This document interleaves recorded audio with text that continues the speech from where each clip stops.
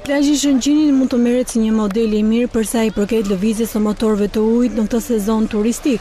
Të gjitha mjetet lëndruese të destinuara për argëtimin e pushuesve lëvizin apo dhe qëndrojnë në vendet e përcaktuara nga pushteti vendor. Vetë pushuesit thonë se të paktën këtë vit, kjo problematikë e vërejtur sezonat e kaluara ka marrë tashmë një zgjidhje. Jo, nuk na sill shqetësime se nuk kanë ardhur shumë afër. I shohim larg, ama këtu afër janë. Po besoj që vendet përcaktuara se si shoh afër, s'e kam që na pengojnë. Në rregull është.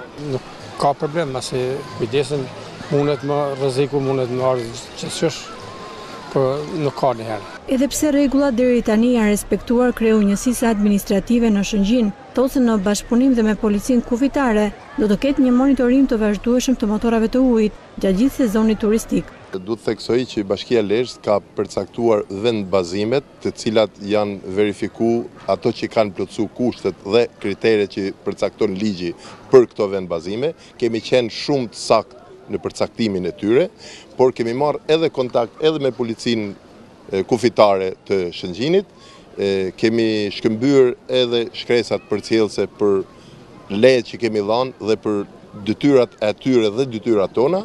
Jemi në kontakt vazhdueshëm. Për hir të fatit nuk kemi pas probleme, por kjo nuk do të thotë që ne, pse s'kemi pas probleme, nuk do jemi në kontakt dhe të jemi korrekt me ato çfarë kemi përcaktuar në lejet që kemi dhënë për këto vend bazime.